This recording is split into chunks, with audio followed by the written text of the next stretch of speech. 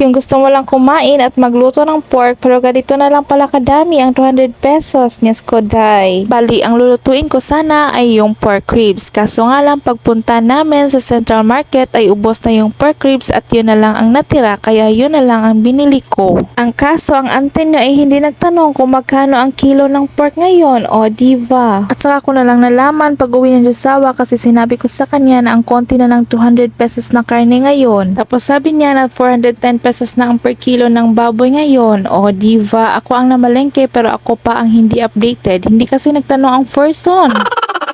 Well, anyways, adobohin ko nga lang ito tapos nilagyan ko lang ng oyster sauce tapos konting tubig para pampalambot. Humba sana kaso nga lang medyo madaming sahog ang kinakailangan sa humba kaya eto na lang, simple lang oyster sauce at ng konting tubig ay goods na. Tapos may itlog ako natira dito kaya isasahog ko na lang kasi nga nung nakaraan ay magluluto sana ako ng ampalaya ang kaso ay hindi ko naluto kaya dito ko na lang siya isasahog para naman magmukhang madami o diva. Pero bago ko ito inadobo ay pinakuluan ko muna ito para naman hindi siya masyadong umay kung kakainin. Medyo matagal ko nga ito pinakuluan para kapag inadobo ko na ay medyo madali na lang siyang lulutuin. Kaya eto na at luto na at ready na para sa aming hapunan. Kaya sabi ko sa Josawa ay sagad-sagadin na pagkain niya ng pork kasi nga baka next year pa kami makakaluto nito ulit. 410 ba naman ang kilo tapos ang minimum wage rate dito sa Bacolod ay 480 o diba may tira ka pang pambili ng bigas tapos may change pa yan na 10 pesos pambili mo na lang ng oyster sauce. Charot. At ayun lang, hanggang dito na lang. Bye bye!